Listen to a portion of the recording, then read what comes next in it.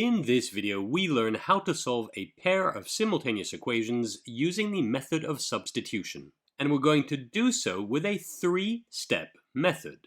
To illustrate it, I'm going to work through the two examples we see here. And although they both involve the method of substitution, the second example is slightly more difficult than the first one. So do make sure to watch them both. All that being said, let's get started. The first thing I like to do, and would recommend you do, is to name each of these two equations. Nothing particularly original. I'll call the first equation E1, and the second one will be E2. And now that that's done, here's the three-step method.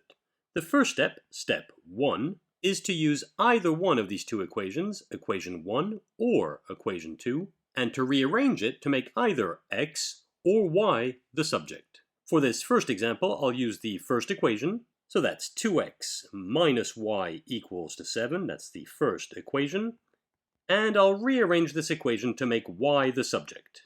So let's see, to do that, I need to get rid of this 2x which is on the left-hand side of this equation, and I do so by subtracting 2x from the left-hand side as well as the right-hand side. That leads us to negative y equals to 7 minus 2x. Now, since negative y equals to 7 minus 2x, y will be equal to the opposite of 7 minus 2x. In other words, y will be equal to negative 7 plus 2x, which I could also write as y equals to 2x minus 7. And that's the first step done.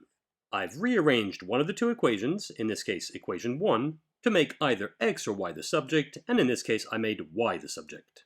So I move on to step 2.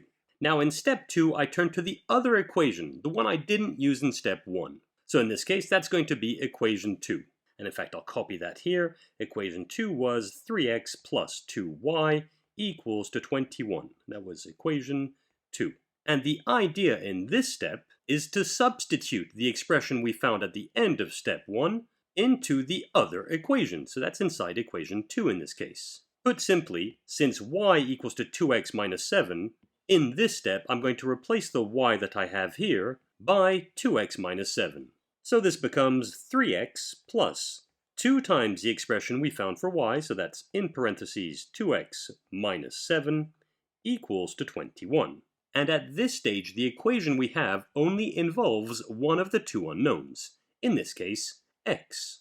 And since there's only one unknown in this equation, we can now solve it. Before doing so, though, I need to tidy this left-hand side up a bit. So let's see, I'll distribute this 2 across this pair of parentheses. This becomes 3x plus 2 times 2x, which is 4x, minus 2 times 7, which is 14. So that's 3x plus 4x minus 14, and that's equal to 21. I now gather the like terms here. We have 3x plus 4x, which is 7x. So that's 7x minus 14 equals to 21. And I now solve this equation for x. And so to do that, I get rid of this 14 that's being subtracted from the left-hand side, and I do so by adding 14 to both sides of this equation, which leads us to 7x equals to 21 plus 14, which is 35. And I'm running out of space here, so I'll carry on up here, and in fact, I'll copy that last line, that's 7x equals to 35. And now we have x that's being multiplied by 7, so to get rid of that 7, we divide by 7, and we do that on both sides of the equation.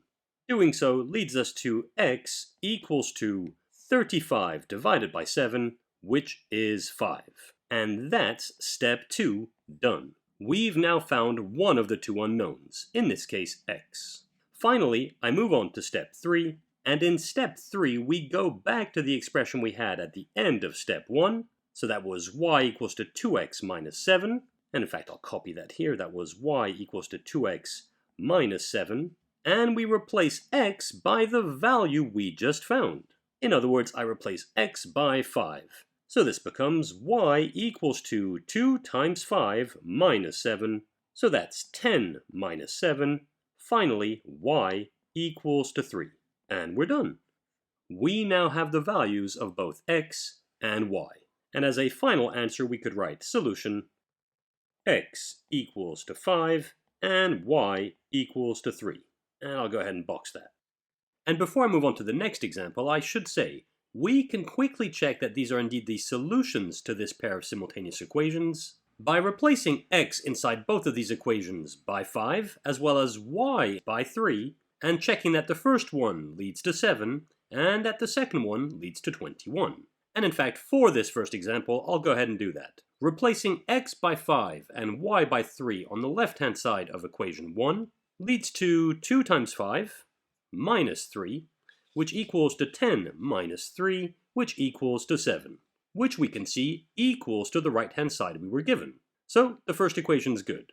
Doing the same for the second equation, we'll have 3 times 5 plus 2 times 3, which equals to 15, plus 6, which equals to 21, which is the same right-hand side as we were given initially. So those values for x and y work for both equation 1 and equation 2. Okay, that's example 1 done. Now let's work through example 2. Again, we have to solve this pair of simultaneous equations using the method of substitution. Once more, I'll start by naming these two equations. So the first one is equation 1, and the second one is equation 2. Now I move on to the 3-step method. Step 1, remember, I use either one of the two equations, E1 or E2, to make either x or y the subject. And let's see, this time I'll start with equation 2, and I'll make x the subject. So let's see, I'll copy that equation, equation 2, that's 2x minus 4y equals to 16, and I'll go ahead and make x the subject. Now to do that, the first thing I'll do is get rid of this 4y that's being subtracted from the left-hand side, and I do so by adding 4y to both sides of the equation. So this becomes 2x equals to 16 plus 4y. Next, I'll get rid of this 2 that's multiplying the x, and I do so by dividing by 2. And again, I do that on both sides. Now, dividing the left-hand side by 2, 2x turns into x, and dividing the entire right-hand side by 2, this 16 will turn into 8, and this 4y will turn into 2y. So that's 8 plus 2y. And that's the first step done. We've made x the subject, and this time we used equation 2. Okay, I move on to step 2. And in step 2, remember, I move to the other equation, the one I didn't use in step 1. So in this case, that will be equation 1. And in fact, I'll copy that right away. That was 5x plus 2y, which equals to negative 32. That's equation 1. And I substitute the expression we found at the end of step 1 into this equation. In other words, I'm going to replace the x we have here by 8 plus 2y. And so this equation turns into 5 times, in parentheses, 8 plus 2y equals to negative 32. In a similar way to what we had in example 1, we're now faced with an equation with one single unknown, in this case y. And so to find y, I need to simplify this left-hand side as much as possible and then solve for y. Okay, distributing this 5 across this pair of parentheses, we get 5 times 8, which is 40, plus 5 times 2y, which is 10y. So that's 40 plus 10y plus 2y equals to negative 32.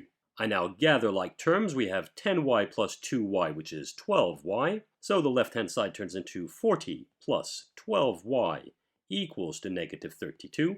And now solving this equation for y, I start by getting rid of this 40 that's being added on the left-hand side, and I do so by subtracting 40 from both sides of this equation. This turns into 12y equals to negative 32 minus 40, which is negative 72. Finally, I get rid of this 12 that's multiplying y, and I do so by dividing both sides of this equation by 12, which leads us to y equals to negative 72 divided by 12, which is negative 6. And that's step 2 done. We've now found one of the two unknowns, in this case y. And so I move on to the third and final step, step 3, in which I go back to the expression I found at the end of step 1, and I'll copy that here. That was x equals to 8 plus 2y, and I replace the y we have here by the value of y I found at the end of step 2. In other words, I replace this y by negative 6. And so this becomes x equals to 8 plus 2 times negative 6. That's 8 plus 2 times negative 6, which is negative 12. And now since adding something negative means subtracting, this becomes 8 minus 12. Finally, we can state that x is equal to 8 minus 12, which is negative 4. And that's step 3 done. We now have the value of the second unknown. And so we can state the solution, x equals to negative 4 and y equals to negative 6. And that's the final answer. And there we go. Those are the 3 steps we can always use when solving a pair of simultaneous equations using the method of substitution. And that's it for this tutorial.